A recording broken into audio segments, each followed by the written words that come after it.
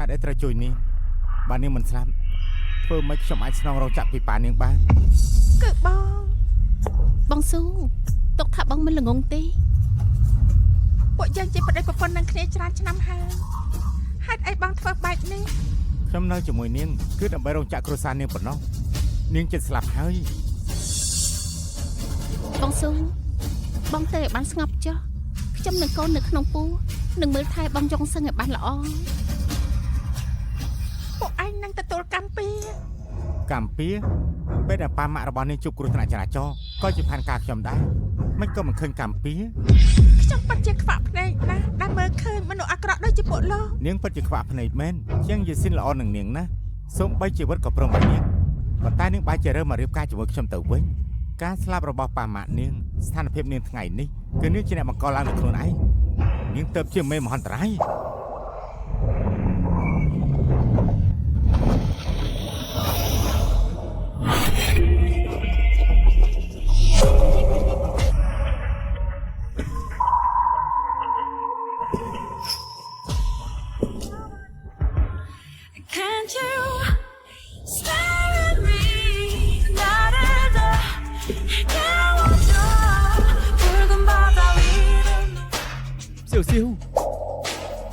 សៀវ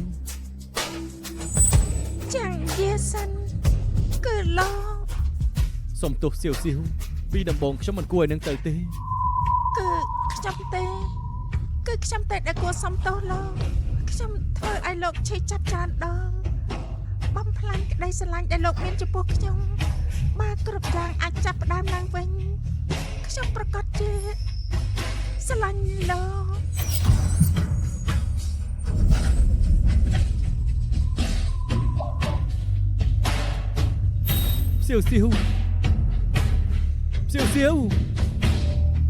សៀវ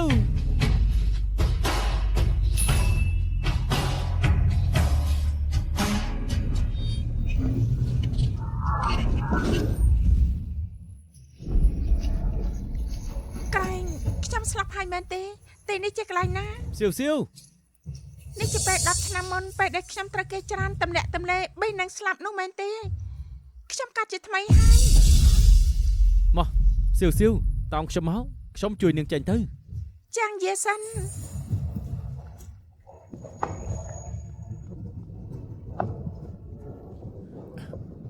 បានហើយ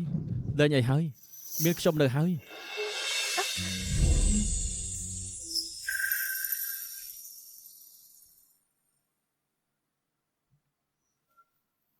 នាងប្រញាប់ទៅផ្លាស់កៅអៅទៅកុំឲ្យរងាកំតៅអី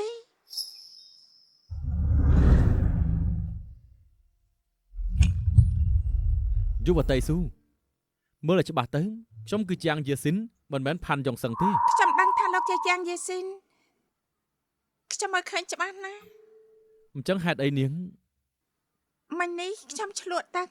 ពេលនេះដង្ហើមមិនស្រួលទេលោកជួយសម្រួលផ្លូវដង្ហើមឲ្យខ្ញុំផងបានទេ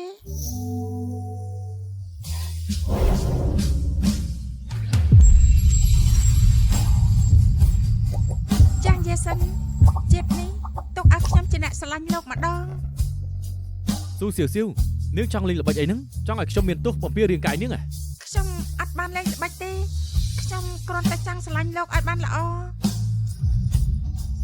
ខ្ញុំនិយាយពិតមែនស៊ូសៀវធ្លាក់ចូលទន្លេហើយឆាប់ទៅជួយនាងទៅអាយ៉ា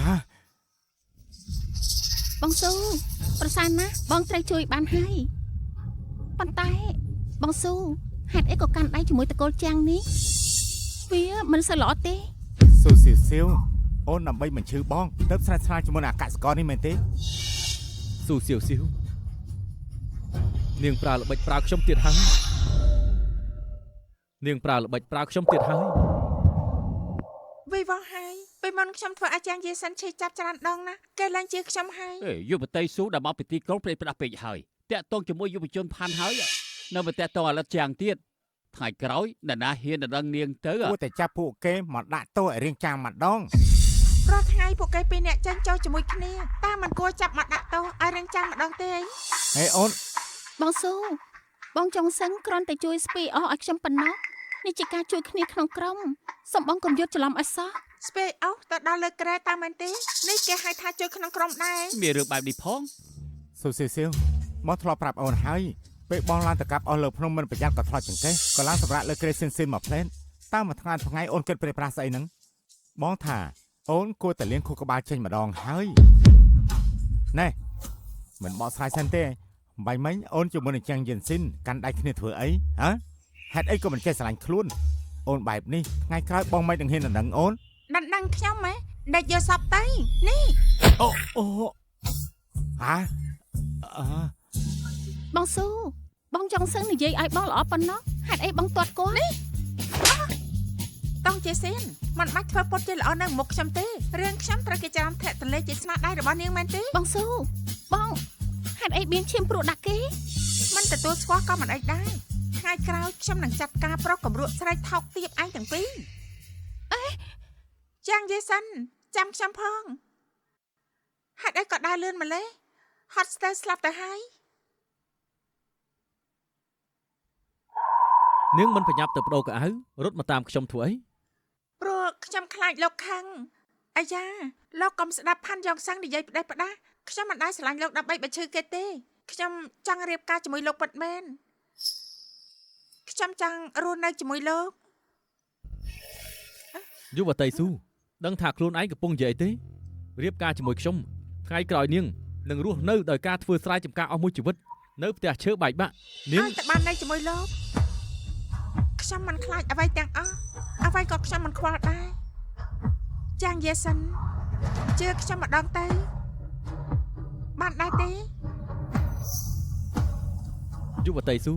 លើកមុនខ្ញុំចាញ់កលនាងម្ដងហើយទុកខ្ញុំជាមនុស្សល្ងងមែនទេទុកថាខ្ញុំចាញ់កលនាងម្ដងទៀត ផ្កាមីហួរ919តងលោកបែរមកពិតមែនទេ នៅភូមិយើងគ្មានផ្កាមីហ័រទេខ្ញុំដើរអស់3ថ្ងៃឡើងទៅបេះវាពីលើភ្នំមកឲ្យនាងចាំយូរហើយ បងយល់សាំងមើលចាស់គេល្ងងខ្លាំងណាស់ខ្ញុំនិយាយចោលសោះគេបែរជាទឹកបេះមែនតែន ក្រែងនាងថាឲ្យតែខ្ញុំបេះផ្កាមីហ័រ919តងមកនាងនឹងខ្ញុំ គិតថាខ្ញុំនៅជាមួយអ្នកស្រែដូចជាលោកមែនទេតើ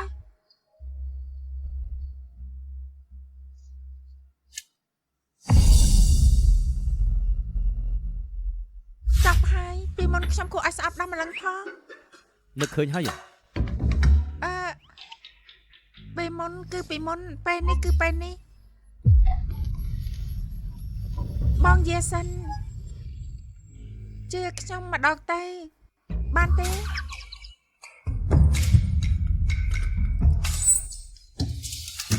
ស៊ូសៀវសៀវខ្ញុំមិនស្រឡាញ់នាងទេថ្ងៃក្រោយក៏លែងជឿនាងដែរ បងយេសិន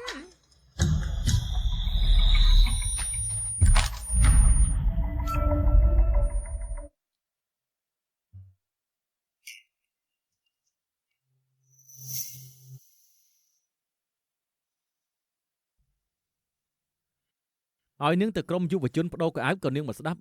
ពេលនេះយ៉ាងម៉េចដែរគ្រុនក្តៅហើយនាងញញឹមអីក្តៅដល់វង្វេងហើយ អត់ទេខ្ញុំគ្រាន់តែយល់ថាពេលខ្ញុំដឹងខ្លួនឡើងមកឃើញបងមុនគេខ្ញុំយល់ថាមានសុភមង្គលសប្បាយណាស់ ខ្ញុំថានាងផ្ដៅខ្លួនដល់ឡប់ហើយផឹកថ្នាំទៅ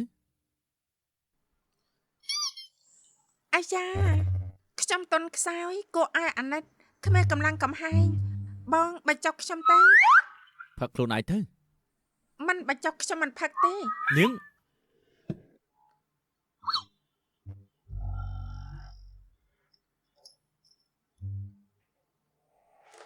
ហាមាត់ទៅ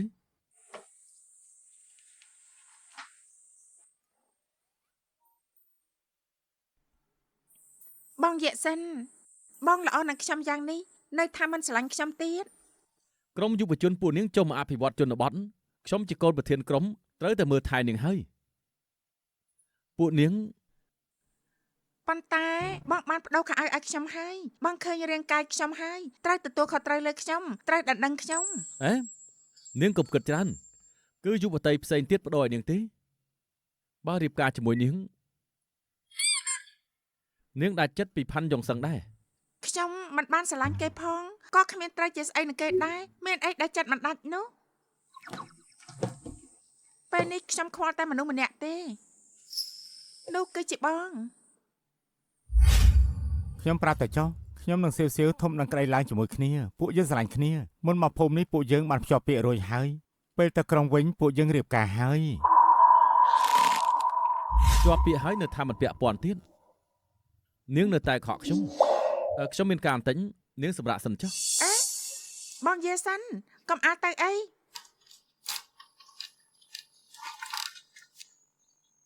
បងយាសិន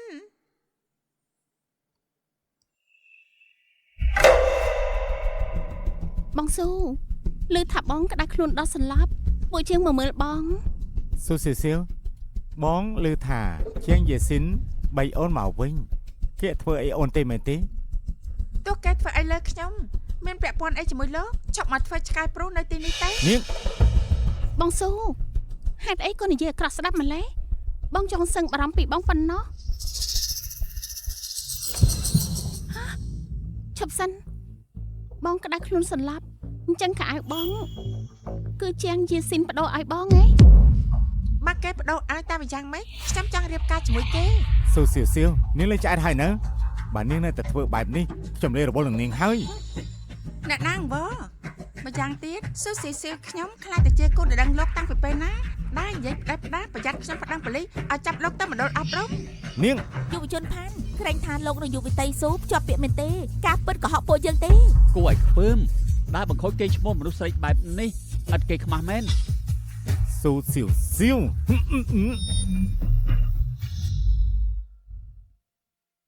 ឮថាក្រុមយុវជននោះឆ្លោះគ្នាហើយ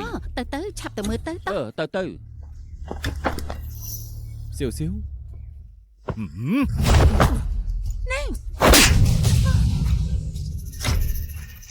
បងស៊ូហេតុអីក៏វាយគាត់ តុងជាសៀនធម្មតានាងយករបស់ល្អពីគ្រួសារស៊ូមិនតិចទេពេលនេះផាន់យ៉ងសឹងធ្វើបាបយុវតីស៊ូនាងមិនត្រឹមតែមិនជួយនៅបន្តយុវតីស៊ូទៀតខួរក្បាលនេះមានបញ្ហាមែនទេ ខ្ញុំខ្លាចថាបងស៊ូវាគេបែបនេះក៏ត្រូវពិន័យដែរ ពើណាស់ទុកពួកយើងជាមនុស្សល្ងងមែនទេមនុស្សដែលបំផ្លាញភាពស្អាតស្អំរបស់មិត្តនារីដូចជាផាន់យុនសឹងគួរវាយឲ្យស្លាប់ទៅតាម ខ្ញុំបំផ្លាញត្រង់ណាស៊ូស៊ីសៀលពាក្យដែលខ្ញុំនិយាយទៅពីមុននាងក៏ឯកភាពដែរ ដែលខ្ញុំជម្រាបបញ្ជាជាមួយលោកព្រោះខ្ញុំខ្ជិលប្រកាន់លោកប៉ុន្តែលោកកាន់តែនិយាយបំភ្លឺខ្ញុំពីមួយថ្ងៃទៅមួយថ្ងៃយ៉ាងម៉េចឃើញខ្ញុំស្រួលធ្វើបាបមែនទេ ស៊ូស៊ីសៀលមិនក៏ប្រែតែជាមនុស្សម្នាក់ផ្សេងទៀតអញ្ចឹងឬក៏នាងនឹងខឹងនឹងខ្ញុំ នៅមានទៀតអ្នកទាំងពីរយករបស់ពីខ្ញុំទៅត្រូវយកមកឲ្យខ្ញុំវិញកុំឲ្យខ្វះសំបីតែមួយ បងចង់សឹង សងវិញក៏បានប៉ុន្តែរបស់ទាំងនោះខ្ញុំនឹងសៀនប្រាក់ឲ្យហើយចាំថ្ងៃក្រោយខ្ញុំសងវិញ ប្រើរបស់អស់ហើយអញ្ចឹងត្រូវសងប្រាក់មកគិតតាមតម្លៃលើទីផ្សាររបស់ដែលលោកយកពីខ្ញុំទៅទាំងអស់36យ៉ន5កាក់9សេនចង់សងសឹកប៉ុន្តែមិនខុសច្បាប់គឺចម្រិតទាបប្រាក់ពីប្រុសស្រីថោកទាបពីរនាក់នេះម្ដងបន្តិចរហូតដល់ពួកគេអស់ពីខ្លួន មិនផ្លន់តែម្ដងទៅ អាយ៉ាគេមើលមកច្រើនណាស់បញ្ជីនេះចាំជំរះពេលក្រោយទៅយើងយល់ព្រមនឹងនាងឲ្យនាងបាត់ខឹងសិនទៅ បងចង់សឹងខ្ញុំស្ដាប់តាមបង ចាំខែក្រោយបើប្រាក់ខែខ្ញុំសងនាងវិញ ជួនពេលនេះមានមនុស្សនៅទីនេះច្រើនធ្វើកដាស្នាមចម្ពាក់ប្រាក់ទៅកុំឲ្យគេកិច្ចវេះនៅពេលក្រោយ នាងសរសេរក៏សរសេរបានហើយនៅ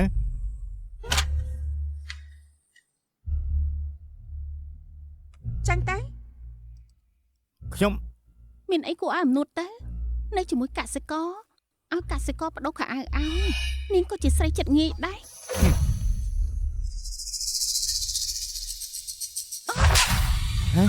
ណែ តុងជាសៀនខោអាវសៀវគឺខ្ញុំជាអ្នកបដូរឲ្យមានពាក់ព័ន្ធអីជាមួយនឹងជាងជាសៀនម្យ៉ាងទៀតពេលនេះគេផ្ដល់សិទ្ធិសេរីភាពរឿងស្នេហាទោះជាសៀវនៅជាមួយជាងសៀននឹងមានសិទ្ធិអីមកលុកដែរ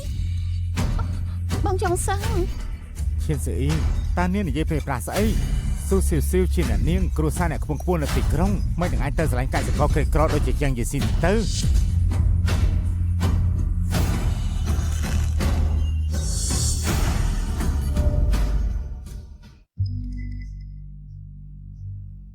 ផាន់យ៉ងសឹងតុកជាស៊ីនកុំមួយម៉ាត់ក៏កសិករពីរម៉ាត់ក៏កសិករបើរាប់3ចំនួនថយក្រោយគ្រួសារណាដែលមិនកសិក ករសូម្បីតែអ្នកដឹកនាំក៏និយាយដែរកសិករគឺល្បាក់ជាងគេអ្នកទាំងពីរកំពុងមើលស្រែកសិករហើយយ៉ាងម៉េចខួរក្បាលមានបញ្ហាមែន គួរតែបញ្ជូនពួកគេទៅកសិដ្ឋានកែប្រែចេញទៅមែនហើយគួរតែបញ្ជូនពួកគេទៅអប់រំចេញទៅកុំឲ្យបំផ្លាញសម្ព័ន្ធភាពក្នុងក្រុមពួកយើង មែនហើយគួរតែយកទៅអប់រំចេញទៅយកទៅអប់រំចេញទៅ ស៊ូសៀវរឿងនាងធ្វើបាបខ្ញុំថ្ងៃនេះថ្ងៃក្រោយទោះជានាងលុតជង្គង់មុខខ្ញុំក៏ខ្ញុំរវល់នឹងនាងដែរសៀនពួកយើងទៅ នេះតែចាប់ផ្ដើមទេថ្ងៃក្រោយយើងនឹងកំដរពួកឯងលេងតាមស្រួល សៀវពេលនេះភ្នែកឯងលេងខ្វះហើយពីមុនឯងដើរតាមផាន់យ៉ុងសឹងត្រុករាល់ថ្ងៃធ្វើឲ្យខ្ញុំភ័យស្ទើរស្លាប់ ទុកចិត្តចាស់សើអ៊ីថ្ងៃក្រោយខ្ញុំលែងយកភ្នែកមើលប្រុសកំរួផាន់យ៉ុងសឹងនឹងទៀតហើយ ត្រូវហើយឯងនឹងត្រកូលជាងម្នាក់នោះមានរឿងអីទៅ ខ្ញុំចង់រៀបការជាមួយគេ ស្អីគេឯងនិយាយមែន មិនអីទេអី ព្រោះតែគេជួយឯង នេះក៏ជាហេតុផលមួយប៉ុន្តែដែលសំខាន់ព្រោះគេជាមនុស្សល្អថែមទាំងសង្ហាទៀត ប៉ុន្តែសង្ហាមិនអាចហូបអីបានទេបើឯងរៀបការជាមួយគេថ្ងៃក្រោយត្រូវនៅជនបទរហូតហើយឯងមានធ្លាប់គិតទេថារៀបការឲ្យរស់នៅបែបណា ធ្លាប់កាត់ប៉ុន្តែទោះរៀបការឲ្យលំបាកប៉ុណ្ណាក៏ខ្ញុំប្រឈមមុខជាមួយគេដែរ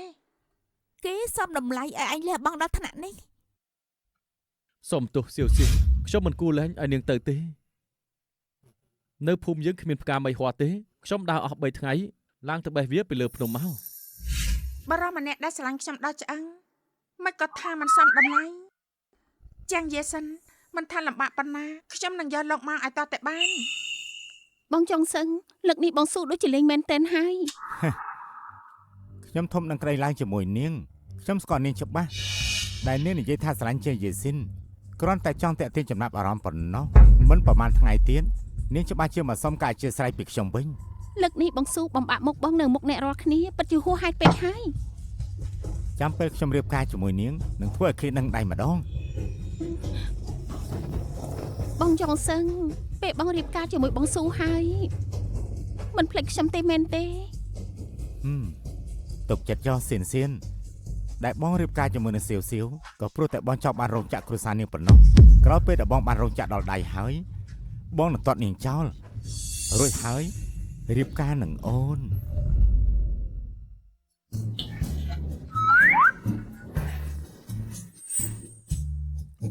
ហាអាយ៉ាព្រះហើយប្អូនទី3ឯងសម្រាប់មេមន់ដែលមានតែមួយគត់ក្នុងផ្ទះយើងចោលហើយអីថ្ងៃក្រោយផ្ទះយើងមានពងមន់ឯណាហូបទៀត ចាំខ្ញុំយកមកសងវិញ ហើយ អូប្អូនទី3បងលើថាយុវតីស៊ូធ្លាក់ចូលទន្លេក្តៅខ្លួនឯងឆាមន់មកឲ្យនាងមែនទេ នាងសម្អាងអីហូបបាយផ្ទះយើងមកឲ្យដៃប្រុសដល់ផ្ទះហើយមុខនាងមានគេខ្មាស់ខ្លះទេហា បើហ៊ាននិយាយអាក្រក់ពីយុវតីស៊ូទៀតលើកក្រោយនឹងត្រូវធ្ងន់ជាងនេះទៀត ចាំងយេស៊ីនឬឯងមើលមិនដឹងទេថាស៊ូសៀវលេងសាច់នឹងឯងតែប៉ុណ្ណោះ ប្អូនទី3អ្នកបងធំឯងទោះជានិយាយស្ដីមិនជល់តិចប៉ុន្តែគាត់ចង់ឲ្យឯងល្អទេមហូបដែលឯងធ្វើយកទៅឲ្យនាងលើកមុននាងយកទៅឲ្យយុវជនផាន់ហូបអស់លើកនេះច្បាស់ជាដូចលើកមុនអញ្ចឹង នេះជាគាវខ្ញុំខ្ចប់ផ្ទាល់ដៃក្នុងនេះមានស្នូលសាច់ជ្រូកញ៉ាំទៅទាន់នៅក្តៅ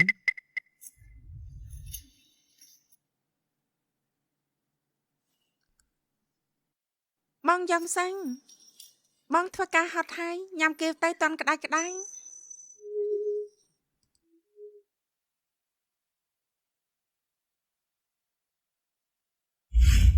ប្អូនទី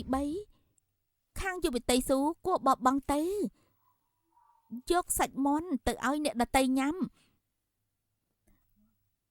យល់ល្អទុកឲ្យអ្នកផ្ទះញ៉ាំវិញ មែនហើយបើយកទៅឲ្យស៊ូសៀវហូបទុកឲ្យឆ្កែស៊ីវិញល្អជាង ខ្ញុំធ្វើអីមិនចាំបាច់មកចេះប្រាប់ទេ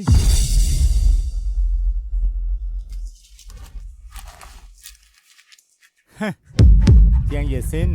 ចង់យកទៅឲ្យសៀវញ៉ាំទៀតហើយមែនទេខ្ញុំថាឯងមិនបាច់ពិបាកទៅរកនាងនាំតែហត់ទេឲ្យខ្ញុំតែម្ដងមកព្រោះដល់ចុងក្រោយសៀវគង់តែយកមកឲ្យខ្ញុំញ៉ាំទេ លុតជង្គង់នៅចំពោះមុខខ្ញុំបែបនេះគឺសមហើយឯង ចឹងយាយស៊ីនលោក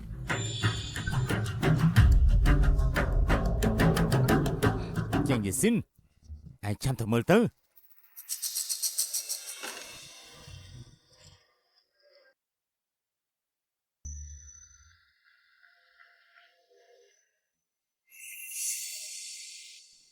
បងយាសិនមិនក៏មកទីនេះ ខ្ញុំឆាសាច់មាន់ឲ្យនាងញ៉ាំទៅទាន់នៅក្តៅបើសុខភាព បងយាសិនបងស្អប់ខ្ញុំខ្លាំងណាស់មែនទេ ខ្ញុំអត់ទេ អញ្ចឹងហេតុអីក៏បងមិនញ៉ាំជាមួយខ្ញុំទេ ប៉ុន្តែនាងពីមុន បងយាសិនចាំមែនហើយខ្ញុំថាហើយពីមុនគឺពីមុនពេលនេះគឺពេលនេះចូលមកញ៉ាំជាមួយគ្នាសិនមកម៉ា ណា អឺឈ្ងុយណាស់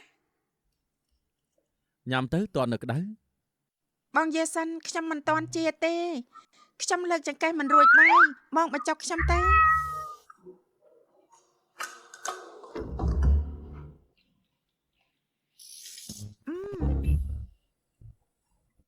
ប៉ាត់ជាឆ្ងាញ់ណាស់បងយាសិនបងប្រកែធ្វើម្ហូបមែនខ្ញុំបញ្ចុកបងម្ដងណាម៉ា នាងពិតជាខុសពីមុនមែន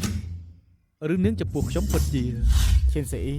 តានាងនិយាយពេលប្រាស់ស្អីស៊ូស៊ូជាអ្នកនាងគ្រួសារអ្នកខ្ពង់ខ្ពស់នៅទីក្រុងមិននឹងអាចទៅស្រឡាញ់កសិករក្រីក្រដូចជាយ៉ាងយីស៊ីនទៅ ខ្ញុំគិតអីនាងមិននឹងអាចស្រឡាញ់មនុស្សដូចខ្ញុំទៅនាងច្បាស់ជាប្រើល្បិចអីមកលេងសើចជាមួយខ្ញុំទៀតហើយ បងយាសិនតើបងផ្លឹកអីញ៉ាំទៅ ខ្ញុំលែងញ៉ាំហើយ បងយាសិនខ្ញុំដឹងថាពេលនេះបងមិនជឿខ្ញុំទេប៉ុន្តែខ្ញុំនឹងប្រើគ្រប់វិធីបញ្ជាក់ឲ្យបងឃើញថាខ្ញុំមានចិត្តស្មោះចំពោះបងមែនបងអាចផ្ដល់ឱកាសឲ្យខ្ញុំម្ដងបានទេឲ្យខ្ញុំបញ្ជាក់ខ្លួនឯង ខ្ញុំធ្លាប់ប្រាប់ហើយខ្ញុំមិនពាក់ព័ន្ធជាមួយនាងទៀតនោះទេ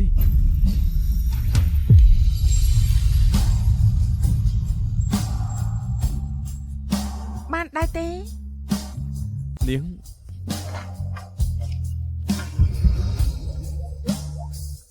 បានដែរទេ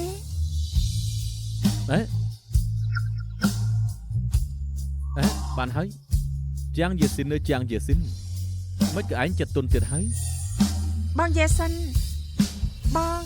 ចង់ថែបដែរទេដូចម្សិលមិញអញ្ចឹង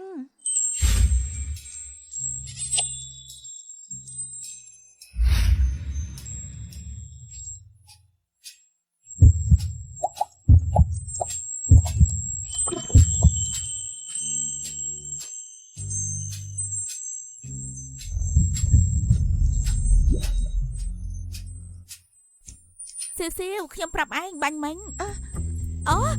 ខ្ញុំអត់ឃើញអីទេ អូខ្ញុំស្រាប់តែនឹកឃើញថាខ្ញុំត្រូវទៅចំការខ្ញុំទៅសិនហើយ អេ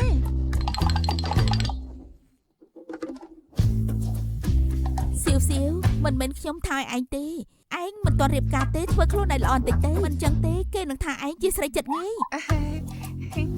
នេះជាសាច់មាន់ជាងយាស៊ីនធ្វើមកឲ្យឯងគេល្អចំពោះឯងពេកហើយសៀវសៀវបើរល្អបែបនេះឯងប្រញាប់រៀបការជាមួយគេទៅ ហើយខ្ញុំក៏ចង់រៀបការដែរប៉ុន្តែពីមុនខ្ញុំធ្វើបាបគេច្រើនដងពេកពេលនេះគេលែងជឿខ្ញុំថាខ្ញុំស្រឡាញ់គេហើយ អញ្ចឹងឯងត្រូវតែបង្ហាញទង្វើដល់គេបញ្ជាក់ថាឯងស្រឡាញ់គេបាញ់មិញគេថាទៅចំការមែនទេឯងធ្វើរបស់ញ៉ាំយកទៅឲ្យគេដែរទៅឲ្យគេដឹងពីទឹកចិត្តឯង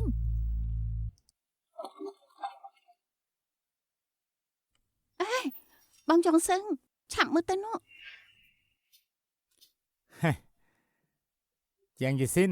ម្ហូបដែលឯងធ្វើយកទៅឲ្យសៀវពេលនេះនាងយកមកឲ្យខ្ញុំញ៉ាំហើយ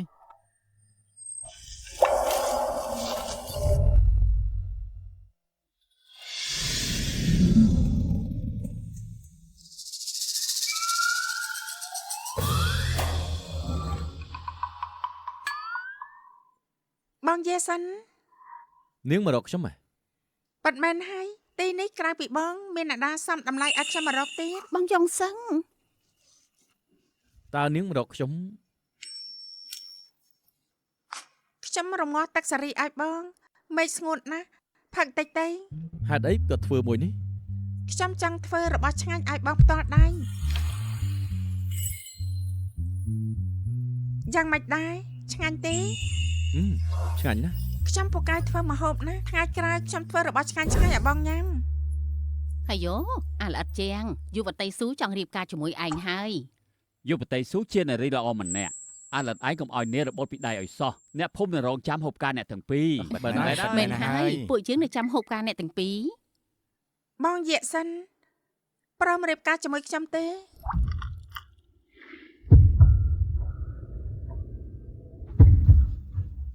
បងមិនព្រមទេមែនទេ អត់ទេខ្ញុំព្រម សេសៀវបាទហើយនាងធ្វើជាល្អដាក់ចាញ់យេស៊ីននៅចំពោះមុខខ្ញុំដើម្បីឲ្យខ្ញុំខឹងមែនទេខ្ញុំទទួលស្គាល់ពេលនេះខ្ញុំត្រូវនាងធ្វើឲ្យខឹងហើយខ្ញុំព្រមត្រូវរើជាមួយនាងវិញពេលនេះឈប់សម្ដែងទៅបានហើយមិនអញ្ចឹងខ្ញុំពិតជាលេរវល់នឹងនាងហើយ នាងធ្វើទាំងអស់នេះគឺដើម្បីបញ្ឈឺចិត្តផានយ៉ងសឹង លោកល្មមភ្ញាក់ខ្លួនបានហើយបើខ្លួនឯងចាស់សមត្ថភាពក៏គ្មានរូបសម្បត្តិក៏គ្មានប្រៀបមិនបាននឹងរោមជើងបងយេស៊ីនផងសំអាងអីគិតថាអាចគម្រាមខ្ញុំបាន បងស៊ូបងកំប្រាប់ថាបងនឹងរៀបការជាមួយជាងយិនស៊ីនឲ្យសោះណា ស្មានថាខ្ញុំលេងសើចមែនទេ មិនណាទេជាងយេស៊ីនជាកសិករត្រូវធ្វើស្រែចម្ការមួយជីវិត មែនហើយអ្នកនាងនៅទីក្រុងកូនស្រីអ្នកខ្ពង់ខ្ពស់អ្នកស្រែពួកខ្ញុំប្រៀបមិនស្មើទេអាយ៉ាប្អូនទី3យ៉ាគេគ្រាន់តែលេងសើចនឹងឯងប៉ុណ្ណោះឯងកុំល្ងងទៅជឿនាងដាច់ខាតណា នារីល្អក្នុងភូមិយើងមានច្រើនណាស់មិនបាច់មកប្រថុយជាមួយនារីទីក្រុងទេស្ដាប់បងទី2ម្ដងទៅណាកុំឲ្យគេសើចចំអក មែនហើយយុវតីស៊ូជាអ្នកទីក្រុងមិននឹងអាចស្រឡាញ់អ្នកស្រែដូចជាពួកយើងទៅ ពីមុនយុវតីស៊ូដើរតាមពីក្រោយយុវជនខាន់ត្រកពេលនេះមិនក៏មកស្រឡាញ់អាឡិតជាងទៅវិញ បងយេសិនបងក៏យល់ថាខ្ញុំលេងសើចជាមួយបងដែរ ខ្ញុំមិនដឹងទេ បាទបែបនេះខ្ញុំសូមបញ្ជាក់នៅមុខអ្នកទាំងអស់គ្នាស៊ូសេសៀវខ្ញុំស្រឡាញ់បងយេសិនតែម្នាក់គត់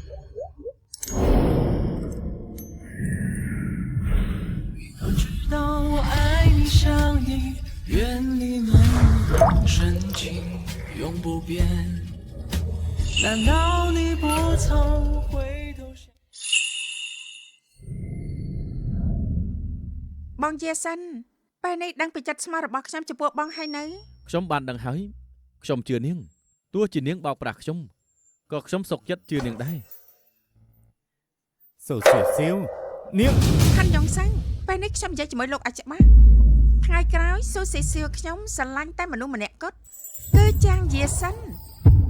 ចាប់ពីថ្ងៃនេះតទៅខ្ញុំគ្មានពាក់ព័ន្ធជាមួយលោកទេអត់ទេយើងនៅជាប់ពាក់ព័ន្ធរឿងបំណុលថ្ងៃក្រោយលោកនឹងតុងជាសៀនត្រូវសងប្រាក់ខ្ញុំឲ្យគ្រប់ចំនួន អ្នកនាងធំនៅទីក្រុងពិតជាពូកែតាក់ទាញមនុស្សប្រុសមែនប្រហែលថ្ងៃមុននៅតាក់តងផាន់យ៉ងសឹង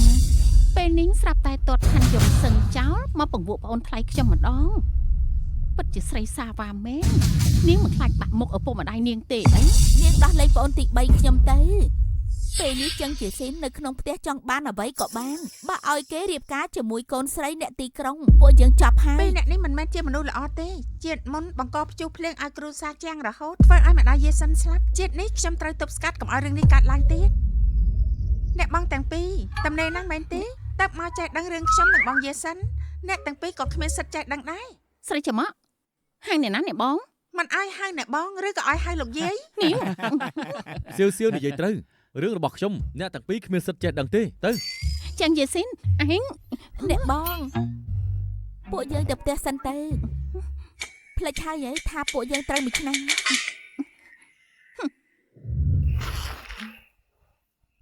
បងយេសិនបងមិនតន់ឆ្លើយនឹងសំណួរខ្ញុំទេថាបងព្រមរៀបការជាមួយខ្ញុំទេ នាងទៅវិញសិនទៅ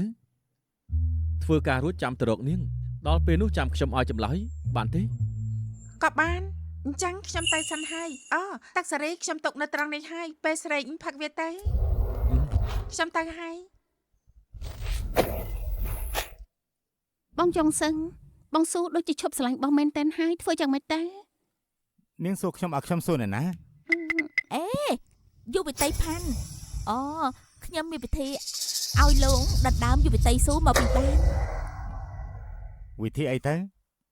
លោកគិតមើលទៅថាស្រីម្នាក់នេះខ្វល់ពីអ្វីជាងគេប្រកាសជាគេឈ្មោះហើយឲ្យតែលោកធ្វើកកខ្លាចជាបាយយុវតីស៊ូមិនស្រឡាញ់លោកប៉ុន្តែដើម្បីរក្សាគេឈ្មោះនាងច្បាស់ជារៀបការជាមួយលោក មែនហើយ ស៊ូសៀវសៀវកុំបន្ទោសខ្ញុំ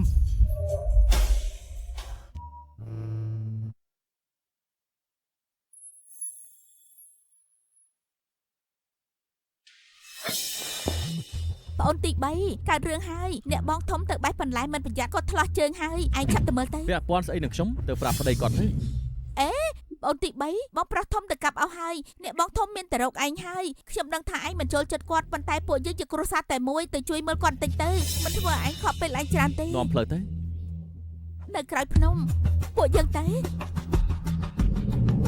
ជួបវិតីស៊ូសុំទោសផង ហេតុអីបងយាសិនមិនទាន់មកទៀតបងយាសិនមកហើយហ៎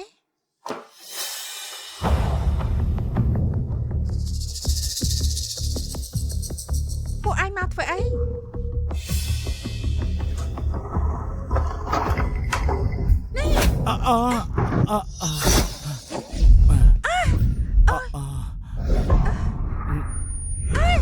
តែចង្រៃឯងនេះទៀតតដៃផងហើយយើង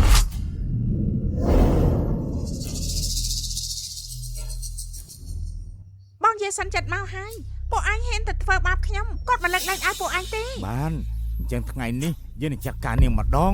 ចាំមើលថាអាម្នាក់នោះវាជួយនាងបានដែរទេនៅឈរធ្វើស្អីទៀតចាប់នាងឲ្យចត់ទៅ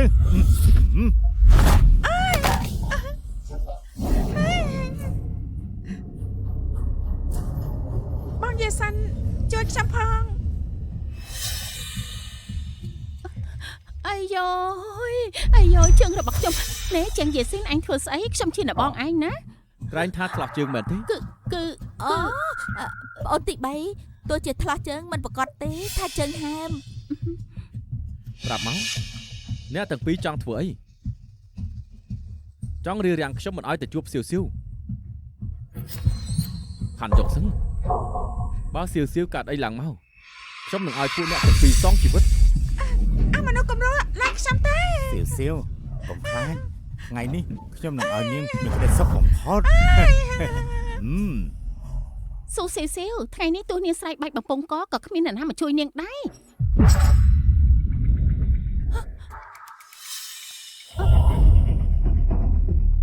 សៀវសៀវសៀវសៀវ បងយាសិនទីបំផុតបងមកហើយ សូមទោសសៀវសៀវខ្ញុំមកយឺតហើយ បងយ៉ងសឹងបងមិនអីទេ ពួកយើងទៅ យើងឲ្យទៅនៅ យ៉ាងយេស៊ីនពួកយើងគ្រាន់តែបលែងលេងជាមួយនឹងសៀវសៀវប៉ុណ្ណោះឯងកុំយកច្រឡំអីឯងចង់ធ្វើស្អី យុវជនផាន់ពេលនេះយើងក៏បលែងលេងជាមួយឯងដែរម្យ៉ាងទៀតយើងលេងមិនទាន់ឆ្អែតទេ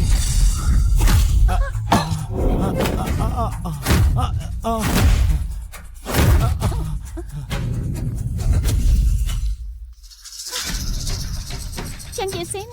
លោកជាកូនប្រុសប្រធានក្រុមហេតុអីក៏វាគេបែបនេះលោកកំពុងធ្វើឲ្យសាមគ្គីក្រុមបែកបាក់គ្នាហើយ នាងមិននិយាយខ្ញុំភ្លេចនាងទៅហើយ បងយាសិនបកកលពួកគេឲ្យតែប៉ូលីសទៅយ៉ងតាមទង្វើដែលពួកគេធ្វើមិញនេះគ្រប់គ្រាន់នឹងឲ្យពួកគេដេកគុកហើយ ណែសៀវសៀវខ្ញុំមិនសិននឹងខុសហើយសៀវខ្ញុំសូមបងនាងសូមនាងយល់ដល់ពួកយើងធំក្តីឡើងជាមួយនឹងគ្នាលើកលែងពួកយើងទៅហ៎ បងស៊ូខ្ញុំនិងបងយ៉ងសឹងក៏មិនចង់ធ្វើបែបនេះដែរគឺពួកខ្ញុំជឿតាមគេគ្មានសតិមួយពេលទៅធ្វើខុស មែន ធ្វើតាមគេអ្នកណា គឺបងថ្លៃទាំងពីររបស់ជាងយេស៊ីន ការពិតជាល្បិចពួកគេ គឺពួកគេណែនាំខ្ញុំពួកខ្ញុំដឹងកំហុសហើយខ្ញុំសូមបងលើកលែងពួកខ្ញុំម្ដងទៅហ៎ បើគ្មានចេតនាទេតែនិយាយជាមួយប៉ូលីសទៅ សូសៀវនាងខំទុកមកឲ្យហើយមិនព្រមយកជឿទេថាខ្ញុំប្រូស្រេចជាមួយនាងមកខាង បដោស្លាប់ជាមួយខ្ញុំហ៎ទៅរួចទេ សូសៀវសំអាងលើឋានៈគ្រួសារនាងខ្ញុំមិនជឿទេថាប៉ាម៉ាក់របស់នាងព្រមឲ្យនាងនៅជាមួយនឹងកសិករនេះ លោកចង់និយាយអី បើនាងមិនព្រមដល់លេខខ្ញុំនឹងសៀន ខ្ញុំនឹងយករឿងនាងជាមួយនឹងចាំងសៀវស៊ីនប្រាប់ប៉ាម៉ាក់នាងខ្ញុំនឹងឲ្យអ្នកទាំងពីរមិនអាចនៅជាមួយគ្នាអស់មួយជីវិត ជាតិមុនខ្ញុំរើសរៀបការជាមួយនឹងផាន់យ៉ុងសឹងប៉ាម៉ាក់មិនអស់ចិត្តក៏ឲ្យបងប្រុសមកមើលខ្ញុំនៅក្នុងភូមិចុងក្រោយគាត់ក៏ជួបឧបទ្ទិហេតុនៅពាក់កណ្ដាលផ្លូវបើសិនជាលើកនេះ សៀវខ្ញុំនឹងខំប្រឹងប្រែងឲ្យប៉ាម៉ាក់នាងទទួលយកខ្ញុំ បងយេសិនខ្ញុំជឿបងប៉ុន្តែប៉ាម៉ាក់ខ្ញុំរវល់ការងារណាពួកគាត់គ្មានពេលទំនេរមកភូមិទេបើពួកគាត់ដឹងរឿងពួកយើងមានតែអន្តរសាសនៅទីក្រុងប៉ុណ្ណោះខ្ញុំថាពួកយើងលាក់បាំងពួកគាត់សិនទៅចំណែកមនុស្សគំរក់2នាក់នេះចាំមានឱកាសចាត់ការគេពេលក្រោយ បានខ្ញុំស្ដាប់តាមនាង បងយេសិនបងល្អមែនខ្ញុំអាចដល់លែងអ្នកទាំងពីរបានប៉ុន្តែឈាមក្បាលរបស់ខ្ញុំมันអាចហូរចោលទៅទេ នាងលោកសៀវសៀវនាងចង់ធ្វើស្អីហ៎ខ្ញុំប្រមាននាងក៏ធ្វើព្រៃប្រាយសោះ នេះខ្ញុំធ្វើចាំងយ៉ាងម៉េច បងស៊ូអាចស្រាលដៃបន្តិចបានទេអរគុណបងស៊ូ มันអាចទេនេះ ពួកយើងអាចទៅបានហើយនៅ តែចាំង សៀវចាំខ្ញុំជូននាងទៅរុំរបួងនៅមណ្ឌលសុខភាព มันបាច់ទេផ្ទះខ្ញុំមានហឹបថ្នាំបងយេសិនជួយរុំរបួសឲ្យខ្ញុំផង បាន បងយេសិនបងថានឹងប្រាំងប្រាញធ្វើឲ្យប៉ាម៉ាក់ខ្ញុំយកព្រមយកបងព្រមរៀបការជាមួយខ្ញុំហើយមែនទេ យ៉ាងម៉េចនាងលែងចង់ការហើយ មិនមែនទេខ្ញុំចង់រៀបការជាមួយបងខ្ញុំគ្រាន់តែនឹកឃើញថាបងព្រមរៀបការជាមួយខ្ញុំច្បាស់ជាសប្បាយចិត្តគេមិនលក់ប្រហែលថ្ងៃហើយ ដល់ថ្នាក់នឹងផង ប្រកាសថា បានមែនក៏មែនទៅ បងយេសិនល្អមែន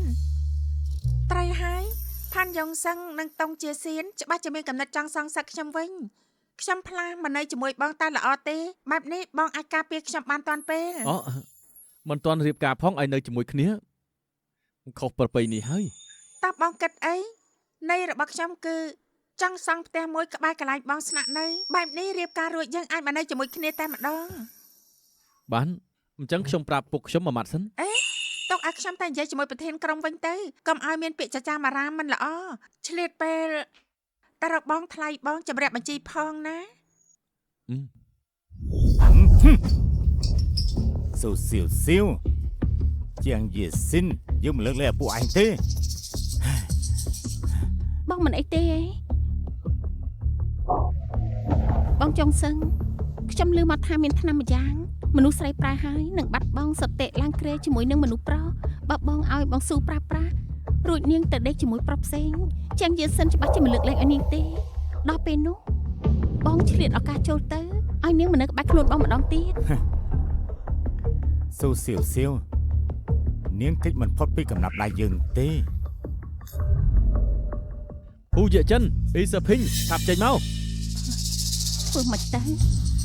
កុំខ្លាចមនុស្សនៅច្រើនយ៉ាងនេះខ្ញុំមិនជឿថាគេហ៊ានធ្វើអីពួកយើងទេ ហើយយ៉ានេះគឺយុវតីស៊ូមែនទេស្រស់ស្អាតណាស់ស្រស់ស្អាតដូចពេលដែលខ្ញុំនេះយុវវ័យអញ្ចឹង យុវតីស៊ូនេះជាម៉ែខ្ញុំហៅគាត់ថាមិញគក់ទៅ មិញគូពេលនេះមីងក៏ស្អាតដែរ អីយ៉ូ មាត់ដតូចនេះផ្អែមមែនមិនដូចកូនប្រុសសំអុយខ្ញុំទេមិនដែលនិយាយពាក្យពីរោះមួយម៉ាត់ណាឡើយហើយយ៉ាបើបានអ្នកនាងធ្វើជាកូនស្រីខ្ញុំល្អណាស់ មិញគូមិនយូរទេខ្ញុំនឹងរៀបការចូលមកដល់ពេលនោះខ្ញុំខ្លាចជាកូនស្រីមីង ល្អមីងនៅចាំ បាទហើយថ្ងៃខែមិនតាន់មើលផង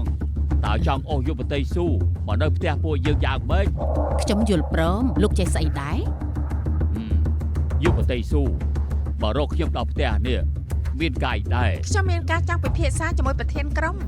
ប៉ុន្តែរឿងលំអិនចាំតិចទៀតចាំនិយាយពេលនេះខ្ញុំមកចម្រាក់បញ្ជីជាមួយហួយយាចិននិងអ៊ីសើភីងបន្តិច អ្នកទាំងពីរប្រមកតាមស្រួលឬចង់ឲ្យខ្ញុំប្រើកម្លាំងទៅអូសយកមក អូនទី3ជាគ្រួសារតែមួយទេនិយាយគ្នាតាមស្រួលទៅ ឆាប់បិទបត់ភ្លាមទៅប្រយ័ត្នខ្ញុំបដៅទាំងបងដែរ អេពុកមើលប្អូនទី3ចុះគេអាងគេជាកូនប្រុសនៅក្នុងគ្រួសារមួយថ្ងៃគេកាន់តែខ្លាំងដៃឡើងហើយបើពុកនៅមិនរវល់ថ្ងៃណាមួយគេច្បាស់ជាជន់ក្បាលពុកជាមិនខានទេ យេស៊ីន និយាយស្ដីស្រួលពួលទៅ ឲ្យខ្ញុំនិយាយឲ្យស្រួលហេតុអីពុកមិនសួរស្រីពឹសពុលពីអ្នកនេះផងថាបានធ្វើស្អីខ្លះ អូនប្រុសទី3ឯងហួសហេតុពេកហើយទោះយ៉ាងណានាងក៏ជាបងថ្លៃឯងមិនក៏ឯងជេរគេអញ្ចឹងណា ខ្ញុំជេរតើវាយ៉ាងម៉េចគេប្រើល្បិចថោកទាបលើយុវតីស៊ូទោះជាវាយគេក៏នៅស្ទើរផង ប្រើល្បិចថោកទាបលើយុវតីស៊ូតើមានរឿងអីទៅ ពួកគេទាំងពីរបងរៀនឲ្យផាន់យ៉ុងសឹងនិងតុងជាសៀនសម្រុកចូលផ្ទះយុវតីស៊ូវាយនាងដល់របួសបើខ្ញុំមិនទៅទាន់ពេលមិនដឹងថាលទ្ធផលនឹងទៅជាយ៉ាងណាទេ ពុកខ្ញុំអត់ទេប្អូនទី3និយាយផ្ដេសផ្ដាស់ បែនហើយពុកពួកខ្ញុំជាមួយតុងជាសៀននិងផាន់យ៉ុងសឹងមិនស្ថិតស្នាលនឹងគ្នាទេមិននឹងអាចបង្រៀនពួកគេទៅប្អូនទី3បងដឹងថាឯងមិនចូលចិត្តពីអ្នកបងប៉ុន្តែឯងមិនគួរចោទប្រកាន់ពួកយើងទេ ហើយកូនប្រុសខ្ញុំមិនដែលនិយាយកុហកទេគិតតែពីអ្នកឯង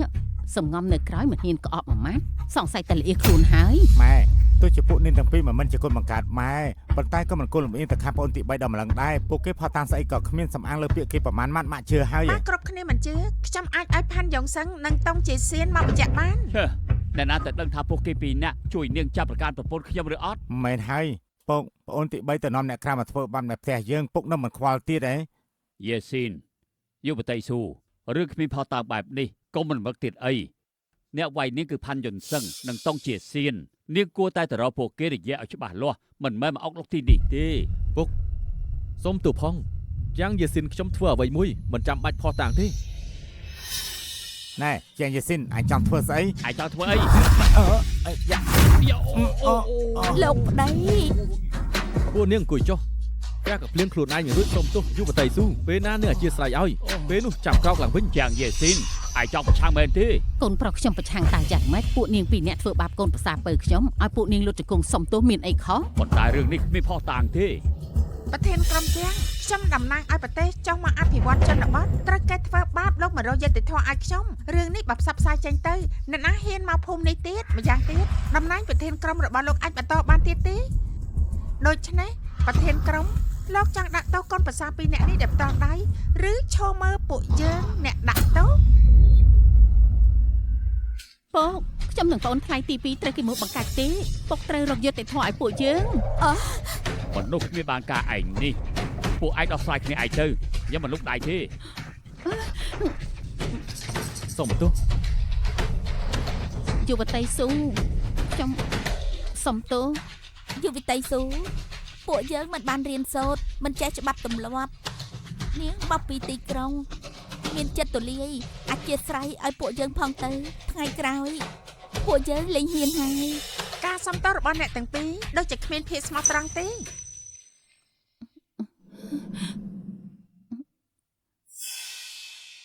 សុំទោស ពួកយើងខៅហើយពួកយើងខៅហើយពួកយើងខៅហើយ សុំទោសសុំទោស យុវតីស៊ូនាងបញ្ចេញកំហឹងរួចហើយខ្ញុំថាប៉ុណ្ណឹងបានហើយ ក៏បានខ្ញុំយល់ដល់ប្រធានក្រុមជាងឲ្យរឿងនេះចាប់ត្រឹមនេះចាស់ អ្នកទាំងពីរថ្ងៃក្រោយបើហ៊ានធ្វើបាបយុវតីស៊ូទៀតខ្ញុំនឹងប្រលះស្បែកអ្នកទាំងពីរ បានហើយយុវតីស៊ូពេលនេះអាចប្រាប់ខ្ញុំបានហើយនៅថារកខ្ញុំមានការអី ប្រធានក្រុមជាងពេលនេះខ្ញុំជាមួយតុងយ៉ងសឹងនិងតុងជ័យសៀនខ្លាចតែជាសត្រូវនឹងគ្នាបើខ្ញុំស្នាក់នៅក្រុមយុវជនទៀតថាមិនបានថ្ងៃក្រោយមានរឿងកាត់ឡើងទៀតដើម្បីជៀសវាងកុំឲ្យមានរឿងកាត់ឡើងទៅថ្ងៃក្រោយខ្ញុំគិតថាខ្ញុំគួរសង់ផ្ទះថ្មីរើចេញពីក្រុមយុវជន នាងចង់សង់ផ្ទះនៅឯណា គឺសង់នៅក្បែរផ្ទះបងយេសិនបែបនេះក្រោយពេលពួកយើងរៀបការពួកយើងអាចមកនៅជាមួយគ្នាតែម្ដង បើបែបនេះ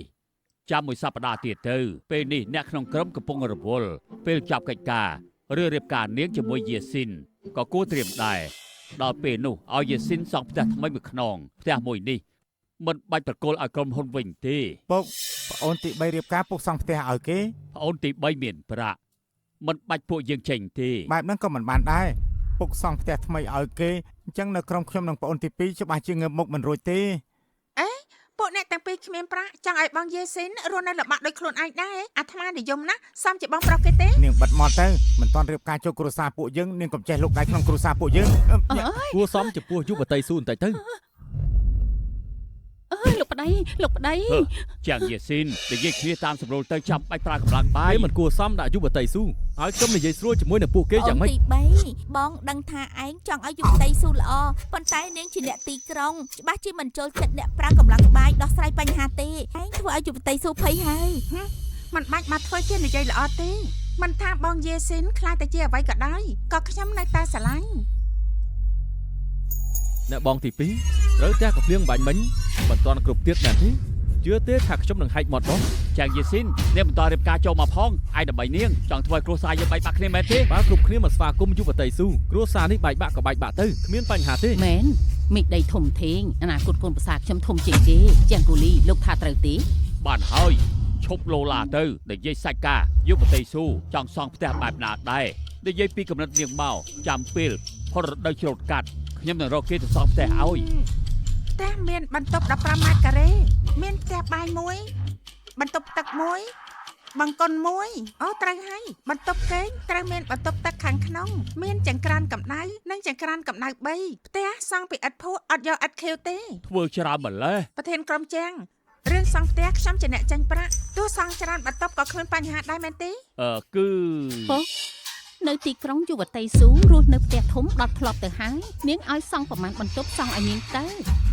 សង់3បន្ទប់មែនទេពេលសង់រួចហើយខ្ញុំនឹងប្អូនទី2ទៅដណ្ដើមម្នាក់មួយបន្ទប់ទៀតមក បានធ្វើតាមសំណពរយុវតីស៊ូចុះទៅចូលក្នុងផ្ទះខ្ញុំធ្វើកិច្ចព្រមព្រៀងសង់ផ្ទះឲ្យនាង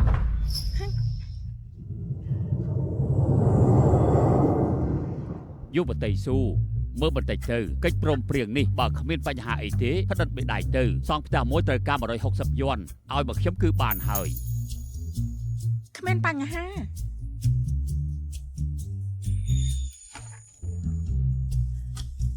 លោករត់ទៅ បានហើយចាំផុតរដូវច្រូតកាត់ខ្ញុំឲ្យគេទៅសង់ផ្ទះឲ្យ អញ្ចឹងរំខានប្រធានក្រុមហើយ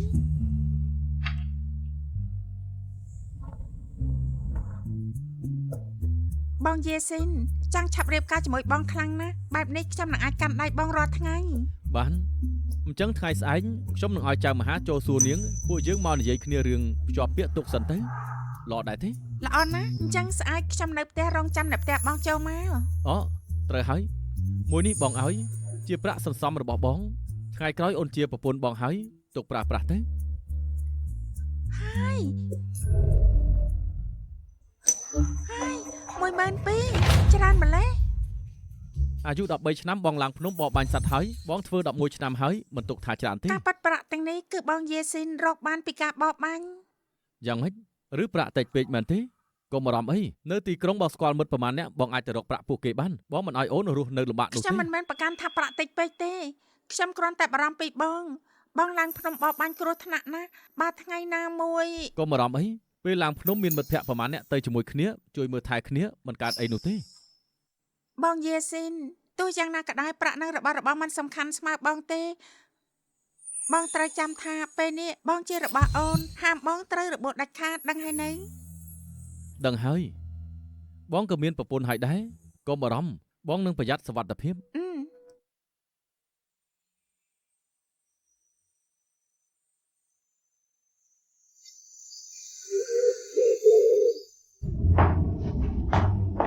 សៀវសៀវបងយេស៊ីននាំចៅមហាមកជល់ស្ដីឯងហើយពួកគេចាំនៅខាងក្រៅ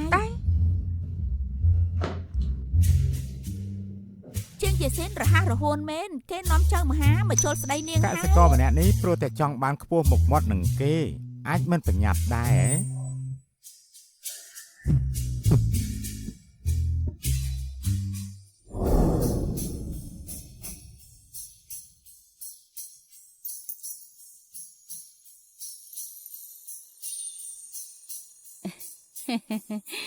នេះគឺយុវតីស៊ូមែនទេពិតជាស្រស់ស្អាតមែនអញ្ចឹងបានជាអ្នកបងគួងបញ្ញាប់ហៅខ្ញុំមកចូលសួរបែបនេះ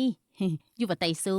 អ្នកនាងនឹងជាងយេស៊ីនស្រឡាញ់គ្នាដែលខ្លួនឯងអញ្ចឹងខ្ញុំមិននិយាយច្រើនទេអ្នកបងគួរថាអ្នកនាងមកពីទីក្រុងការរៀបចំពិធីនិងប្រាក់បណ្ដាការនឹងធ្វើទៅតាមក្បួនច្បាប់នៅទីក្រុងមិនធ្វើឲ្យអ្នកនាងចាញ់ប្រៀបទេ ធ្វើតាមក្បួនច្បាប់នៅទីក្រុងជាងយេស៊ីនចិត្តទលាយមែន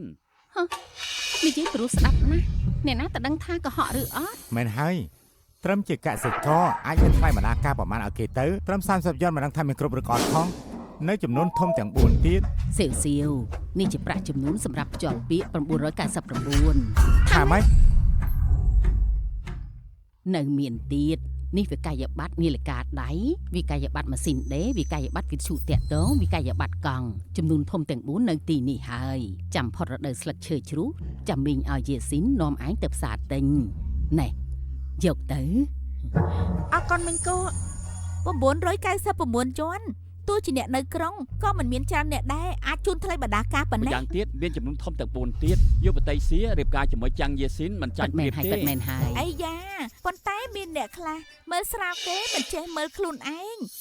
កាសពិតទៅខ្លួនឯងទេដែលគួរអាម៉េច នាងតដឹងស្អីខ្ញុំនឹងសៀនខ្លាចថាសៀវត្រូវគេបោកប្រាស់ បានលោកមានពេលបារម្ភពីរឿងនេះយល់ល្អគិតមើលទៅខែក្រោយបានប្រាក់ពីណាសងខ្ញុំដល់ពេលនោះបើខ្វះតែម៉ាស៊ីនខ្ញុំមិនលើកលែងឲ្យទេ មិនដឹងល្អអាក្រក់មែនសៀនពួកយើងទៅ បានហើយយុវតីសៀវបានជាទទួលប្រាក់បណ្ដាការទៅហើយទុកថាពិធីភ្ជាប់ពាក្យនេះសម្រាប់ហើយនាំគ្នាជជែកគ្នាចោះខ្ញុំទៅមុនហើយ យេស៊ីណាឯងវិភាគសាជាមួយសៀវទៅថាពេលណាគួរទៅជួបប៉ាម៉ាក់នាងម៉ែជូនមីលៀងទៅសិនហើយ បាន បានហើយបំបាយគ្នាចោះ តើ អ យើង រ ទៅ គុណ វិញ ហើយណា បងយេស៊ីនពួកយើងទៅដើរលេងនៅមាត់ទន្លេទៅ បាន បងយេស៊ីនចាំផុតរដូវច្រូតកាត់ខ្ញុំនឹងនាំបងទៅជួបប៉ាម៉ាក់ខ្ញុំនិងបងប្រុសខ្ញុំបងមានជំនឿចិត្តយកឈ្នះចិត្តពួកគាត់ទេ ចុះបើបងធ្វើមិនបាន អញ្ចឹងខ្ញុំមានតែត្រូវរត់ទៅជាមួយនឹងបងហើយ ទុកចិត្តចុះបងនឹងយកឈ្នះចិត្តពួកគាត់ឲ្យបានរួចហើយរៀបការជាមួយអូនតាមប្រពៃនេះអូត្រូវហើយពួកគាត់មានចិត្តអីជាពិសេសទេ អឺប៉ាចូលចិត្តពិសាស្រាម៉ាក់ចូលចិត្តសន្សំប្រាក់ចំណែកបងប្រុសខ្ញុំគាត់ប្រហែលជាចូលចិត្តធ្វើជាកូនអ្នកដទៃហើយប៉ុន្តែពួកគាត់សុទ្ធតែស្រឡាញ់ខ្ញុំខ្លាំងណាស់ បងក៏ស្រឡាញ់អូនដែរ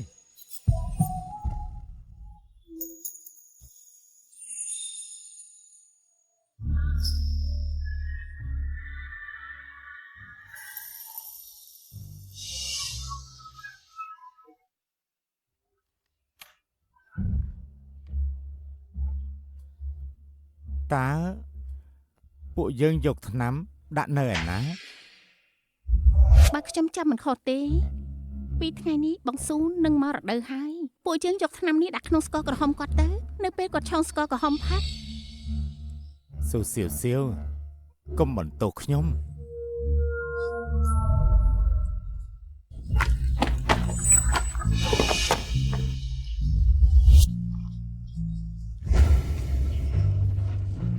ពីរអ្នកនេះហេតុអីក៏រត់ចេញពីផ្ទះស៊ីវមក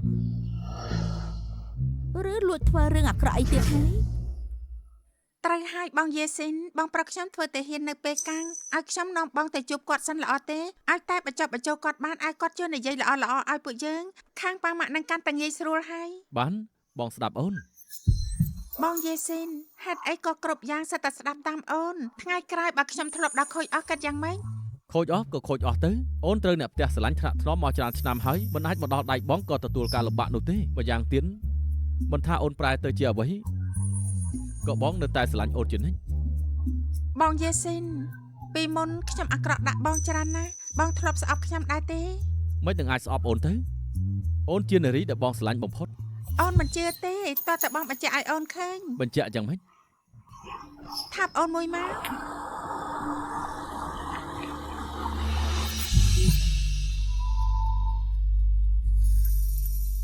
សៀវអូខ្ញុំអត់បានឃើញអីទេ ឈិនសេអ៊ីខ្ញុំសង្ស័យឯងមានចេតនាហើយ ខ្ញុំគ្មានចេតនាទេខ្ញុំមានរឿងបន្តាន់រកឯង រឿងអីទៅ បាញ់មិញខ្ញុំឃើញផាន់ចុងសឹងនឹងតុងជាសៀនលបចេញពីក្នុងផ្ទះឯង ពួកគេចូលក្នុងផ្ទះខ្ញុំធ្វើអីឬក៏ចង់លួចរបស់ អញ្ចឹងពួកយើងឆាប់ទៅមើលទៅថាមានបាត់របស់អីដែរទេ ឆាប់ទៅ អូនកាត់អី មួយនោះដូចជាមកហើយ ហា មួយនោះតើជាអ្វីទៅ អាយ៉ាតុងជាសៀនលោកល្ងងមែនគឺជាអ្វីដែលមនុស្សស្រីមករាល់ខែនោះអី អូអញ្ចឹងពេលនេះធ្វើយ៉ាងម៉េចទៅ គ្រាសៀវទៅសម្រាប់សិនទៅវិញចាំឆុងទឹកស្ករក្រហមឲ្យនាងផា បាន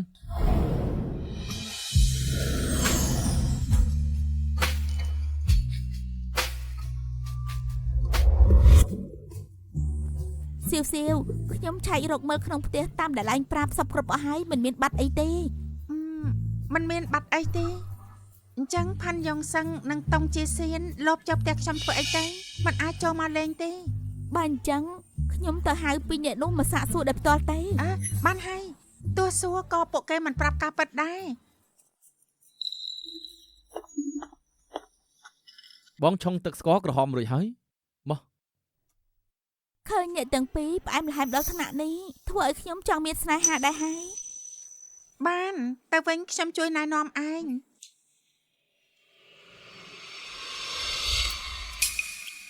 ឆាប់សិន យ៉ាងម៉េច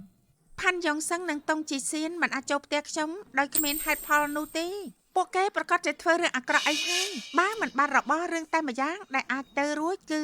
ពួកគេអាចដាក់អ្វីមួយនៅក្នុងរបស់ហូប ស្ករក្រហម មែនហើយតុងជាសៀនដឹងថ្ងៃដែលឯងមករដូវគេប្រកាសជាលួចដាក់អីនៅក្នុងស្ករក្រហមពួកគេចង់ធ្វើបាបឯង បងយេស៊ីនបងទៅយកស្ករក្រាមមក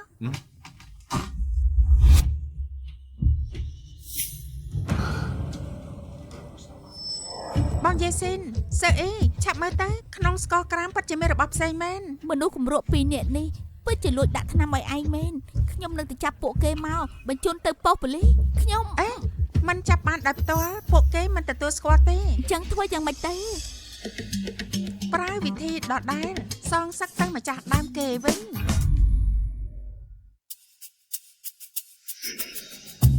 សៀវសៀវបានដឹងរឿងអីទេដឹងយុវតីស៊ូតាំងហាងពួកយើងទាំងអស់គ្នាមកមានការអីដែរ គ្មានអីទេខ្ញុំគ្រាន់តែចង់អញ្ជើញអ្នកទាំងអស់គ្នាមកផឹកទឹកស្ករក្រហមបើសុខភាព បងស៊ូអរគុណនៅទឹកចិត្តល្អខ្ញុំមិនសូវស្រួលខ្លួនខ្ញុំអត់ផឹកទេ យុវតីតុងនាងមិនស្រួលខ្លួនកាន់តែត្រូវផឹកទឹកស្ករក្រហមមកខ្ញុំចង់ឲ្យនាង មិនចាំបាច់ទេខ្ញុំត្រូវទៅធ្វើចំការខ្ញុំទៅសិនហើយ ខ្ញុំឲ្យទៅហើយនៅ ចាងជាស៊ីនលោកមានការអីដែរ ខ្ញុំមានអារម្មណ៍ថានាងខ្លាចនឹងផឹកទឹកស្ករក្រហមឬក៏នាងមានលួចដាក់អីនៅក្នុងនេះ នេះមិនមែនស្ករក្រហមខ្ញុំផងខ្ញុំធ្វើមិនដឹងថាក្នុងនេះមានដាក់អីឬអត់ទៅ មែនទេបាទបែបនេះខ្ញុំប្រកល់ស្ករក្រហមនេះឲ្យទៅប៉ូលីសឲ្យពួកគេត្រួតពិនិត្យមើលថាក្នុងនេះមានដាក់របស់អី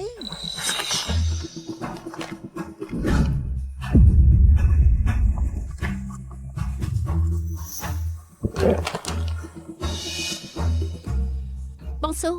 ខ្ញុំទ្រាំមិនបានហូបវាអស់ហើយបងមិនប្រកាន់ទេ មិនប្រកាន់ទេប៉ុន្តែខ្ញុំពិតជាចង់ដឹងណាឯងហូបអស់ហើយបន្តមកទៀតឯងនឹងធ្វើយ៉ាងម៉េច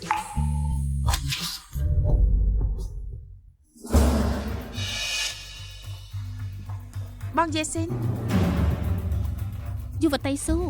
មានរឿងអីទៅ ខ្ញុំមិនដឹងទេខ្ញុំអញ្ជើញអ្នកទាំងអស់គ្នាមកផឹកទឹកស្ករក្រហមស្មានមកដល់ថាតុងជាសៀនកាត់ឈួតអីក៏មិនដឹងហូបស្ករក្រហមនោះអស់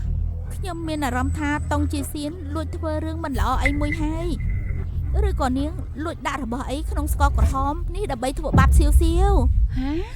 មើលតាមប្រតិកម្មតុងជាសៀនបាញ់គឺអាចទៅរួចដែរ ប៉ុន្តែតុងសៀនបានហូបស្ករក្រហមនោះអស់ហើយទោះជានាងបានដាក់របស់អីនៅក្នុងស្ករនេះមែនក៏ពួកយើងគ្មានភ័ស្តុតាងចាប់នាងដែរ មិនអីទេបងយេស៊ីនតាមនាងចាញ់ទៅហើយចាំមើលតានាងលេចចាញ់ចំណុចខ្សោយប៉ុណ្ណា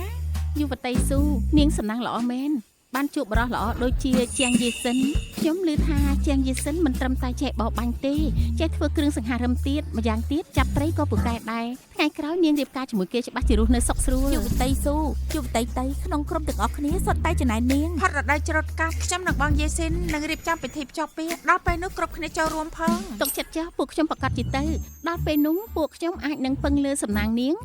ដើម្បីរកបរិះល្អម្នាក់ដូចជាជាងយេសិនដែរ បងយេស៊ីនយ៉ាងម៉េចហើយ ខ្ញុំបានតាមតុងជាសៀនចេញទៅ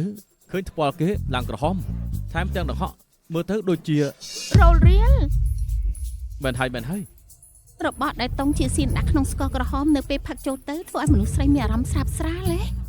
សំណាងហើយដែលយុវតីស៊ូមិនបានផឹកមិនដូច្នេះ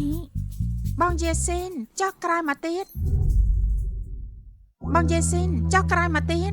ក្រោយមកតុងជាសៀនក៏រត់ចូលក្នុងផ្ទះផាន់យ៉ុងសឹងប៉ុន្តែផាន់យ៉ុងសឹង អត់នៅផ្ទះនោះទេនាងក៏ចេញមកវិញរត់ចូលទៅក្នុងព្រៃខ្ញុំតាមរកមើលនាងប្រមាណត្រឡប់ប៉ុន្តែអត់ឃើញទើបខ្ញុំមកវិញ តើតងជាសៀនរតនាទេ បាទតង់ជាស៊ីនពិតជាផឹកថ្នាំសម្រាប់នុយចូលទៅមែនអញ្ចឹងនាងច្បាស់ជាទៅរកមនុស្សប្រុសដូច្នេះពួកយើងឈប់ទៅរកតង់ជាស៊ីនទៅដល់ពេលនោះយើងទៅរកបរោះនោះវិញនោះអាចធ្វើឲ្យតង់ជាស៊ីនខូចកេរ្តិ៍ឈ្មោះហើយ បងនឹងឲ្យមនុស្សប្រមាណអ្នកចាំឃ្លាំមើល លំបាកដល់បងហើយបងយាស៊ីន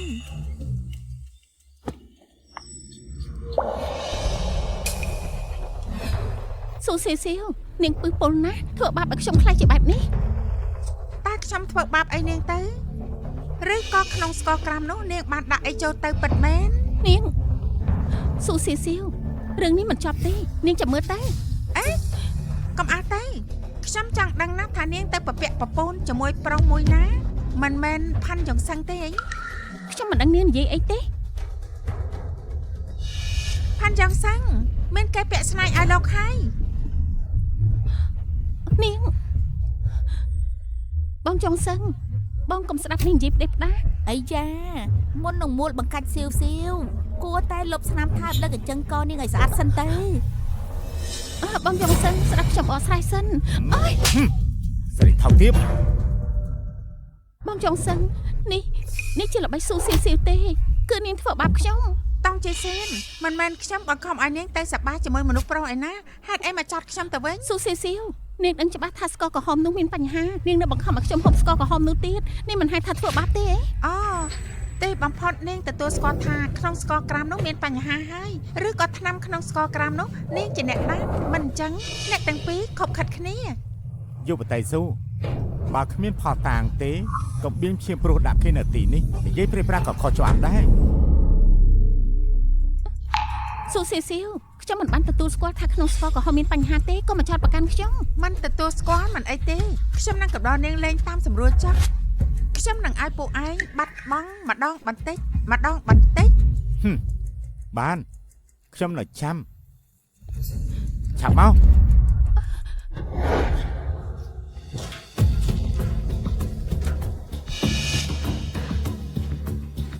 បងចង់សឹងដើមឡើយខ្ញុំមិនរកបងទេប៉ុន្តែបងមិននៅផ្ទះមិនដឹងធ្វើយ៉ាងម៉េចទើបខ្ញុំទៅរកអ្នកផ្សេងបងអធិស្ឋានឲ្យខ្ញុំផងទៅ ប្រាប់មកប្រុសម្នាក់នោះជាអ្នកណា ខ្ញុំប្រាប់មិនបានទេ ឆេប្រាប់មិនបានយ៉ាងម៉េចត្រូវប្រុសម្នាក់នោះពពួកឲ្យមែនទេស្រឡាញ់អ្នកផ្សេងឲ្យមែនទេ ខ្ញុំអត់ទេ ចេញទៅ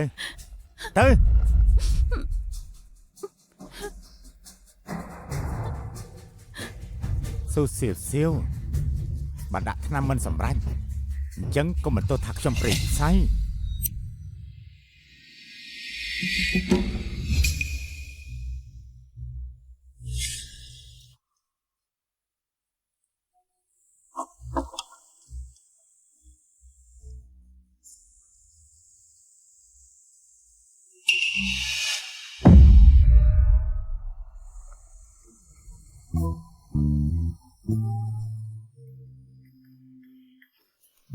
អាយ៉ាកុំហើកំពុងរវល់ រវល់ធ្វើអីត្រូវការឲ្យខ្ញុំជួយទេ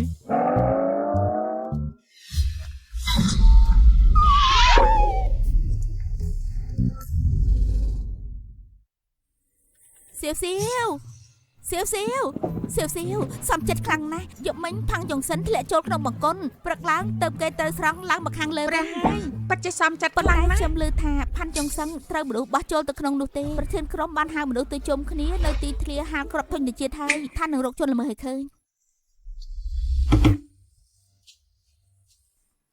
បងយេស៊ីនស្អីខ្ញុំមានរឿងចង់និយាយស្ងាត់តែពីអ្នកបងយេស៊ីន ខ្ញុំជិលខ្ញុំតិចសិនពួកឯងនិយាយគ្នាចាស់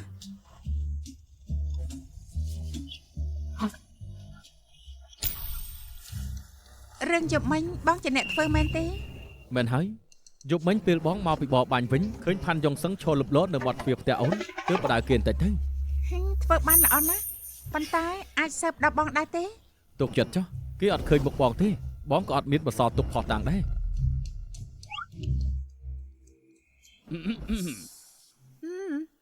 ស្អុយខ្លាំងណាស់ ត្រាំដល់ក្លិនជាប់ខ្លួនហើយតែដឹង បងចង់សឹងមិនអីទេខ្ញុំរើសអើងបងទេ ចេញទៅ អើយបងប្អូនក្នុងក្រុមអភិវឌ្ឍយើងទាំងអស់គ្នាយកបិញយុវជនផាន់ត្រូវវាយឲ្យសន្លប់រួចយកទៅបោះចូលក្នុងបង្គន់ខ្ញុំសង្ឃឹមថាជនល្មើសនឹងចេញមុខមកសារភាពកំហុសដោយខ្លួនឯងដើម្បីបញ្ចប់រឿងបើមិនដូច្នោះបើឲ្យខ្ញុំចាប់បាន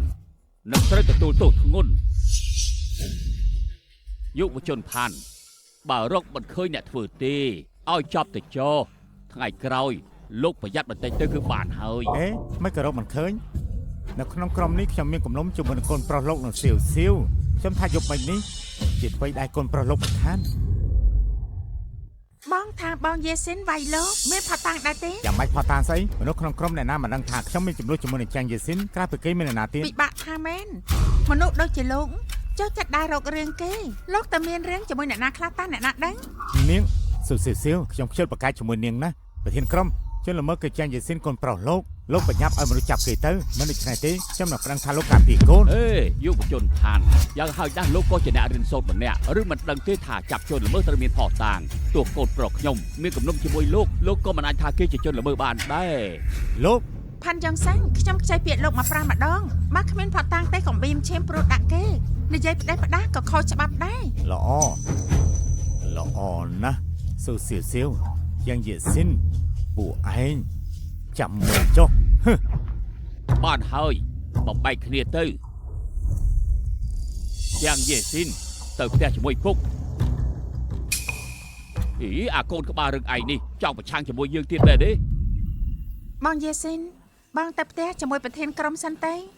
បានអញ្ចឹងអូនទៅវិញទៅមានការអីហៅបងចុះ អញ្ចឹងខ្ញុំទៅហើយ តើឯងជាកូនប្រុសប្រភេទណាទៅដើម្បីមនុស្សស្រីម្នាក់សុខចិត្តធ្វើញាប់ឲ្យនាងចូលក្បាលបាន មិនដូចពុកទេ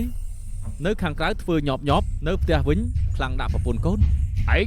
ឆាប់តាមយកទៅផ្ទះភ្លាមឯងហ៊ានធ្វើដាក់យុវជនផាន់បែបនេះឯងដឹងទេថាគេជាយុវជនទទួលការការពារពីរដ្ឋាភិបាលឯងចង់ស្លាប់កុំអូននៅផ្ទះទៅស្លាប់ជាមួយ ពុកមានផុសតាងទេ ថ្ងៃនេះទប់ស្កាត់យុវជនផាន់បានទើបរឿងមិនដល់ប៉ូលីសបើមិនអញ្ចឹងឯងគិតថាឯងរត់ខ្លួនទេពុកថាយកល្អឯងគម្រាមការជាមួយយុវតីស៊ូអីនាងជាផ្កាយអពមង្គលបើសិនគ្មាននាងឯងមិនធ្វើរឿងបែបនេះទេ លោកនិយាយផ្ដេសផ្ដាសស្អី ស្រែកលោឡាស្អីមើលកូនប្រុសល្អដែលនាងបដៅចុះថ្ងៃនេះគិតថាមនុស្សក្នុងក្រុមមិននិយាយឯងរួចខ្លួនហើយមែនទេ ទោះម៉ែបដៅខ្ញុំមិនបានល្អក៏គ្រាន់បើជាកូនប្រុសពុកទាំងពីរដែរ ត្រឹមរឿងតូចតាចប៉ុណ្ណឹងពួកឯងចង់លើកយកមកនិយាយយូរប៉ុណ្ណាទៀតពេលនេះយើងជាគ្រួសារតែមួយហើយថ្ងៃក្រោយត្រូវជួយគ្នាអស់មួយជីវិត រឿងអាក្រក់ដែលពួកគេធ្វើពួកយើងត្រូវតែនិយាយមួយជីវិតហើយមនុស្សអាក្រក់គ្មានភាពជាមនុស្សនិងក្តីស្រឡាញ់ចំពោះក្រុមគ្រួសារពីដំបូងគួរតែបញ្ជូនគេឲ្យទៅស៊ីបាយគុកទើបត្រូវ បានហើយឈប់ច្រឡោតទៀតទៅខ្ញុំធ្វើនេះក៏ដើម្បីយេស៊ីនល្អគេនៅក្មេងដើម្បីតែស្រីម្នាក់មិនសមតម្លៃទេអាឡអត់សំអុយឯងសម្លោះស្អីឬឯងចង់វាយយើងដែរមែនទេ ខ្ញុំគ្មានថ្ងៃវាយពុកទេប៉ុន្តែខ្ញុំអាចវាយកូនប្រុសល្ងងទាំងពីររបស់ពុក ឯងហ៊ាន ចាំមើលខ្ញុំហ៊ានឬអត់ បានថ្ងៃក្រោយរឿងរបស់ឯងយើងលែងរវល់ហើយឯងនឹងយកប្រទេសស៊ូចង់ធ្វើអីក៏ធ្វើទៅ បែបនេះល្អហើយ ហើយទីបំផុតដល់ថ្ងៃប្រមូលផលហើយថ្ងៃនេះរវល់ខ្លាំងណាស់ បានហើយឈប់រអ៊ូទៀតទៅរវល់ថ្ងៃនេះរួចយើងស្រាខ្លួនហើយ យុវតីស៊ី ទៀតហើយខ្ញុំជាចំណែកលើសទៀតហើយអញ្ចឹងពួកឯងនិយាយគ្នាតាមស្រួលចោះខ្ញុំទៅស្រែមុនហើយ បងយេស៊ីនអាប់ទី1ក្នុងថ្ងៃនេះគឺប្រកល់ជូនបង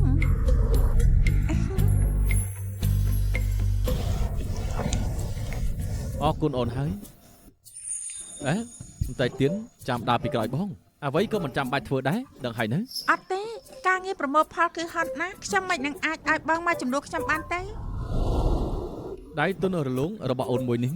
មិននឹងអាចធ្វើការធ្ងន់បានទៅកុំដល់ពេលនោះយំហៀសម្បោឲ្យបងលួងឲ្យសោះ អូនគ្មានថ្ងៃយំទេមើលចាស់អូនបានទិញស្រោមដៃមកពួកយើងពាក់ម្នាក់មួយគូទេ អោះមួយនេះទុកឲ្យមនុស្សស្រីពាក់ទេបងមិនពាក់ទេ បងត្រូវពាក់មិនចឹងដៃបងឡើងក្រើមស្ទាបទៅគឺមិនស្រួលទេ យ៉ាងម៉េចអូនប្រកាន់បងហើយ មែនហើយអូនប្រកាន់បងមិនពាក់ស្រោមដៃដៃកាន់តែក្រើមឡើងពេលរៀបការរួចអូនមិនឲ្យបងប៉ះអូនទេ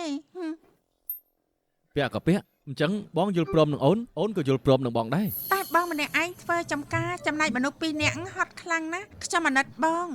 អញ្ចឹងបងឲ្យខ្ញុំជួយចងសំណាប់បងទេយ៉ាងណាមិនមែនជាការងារហត់អីទេបានដែរទេ ហើយយ៉ា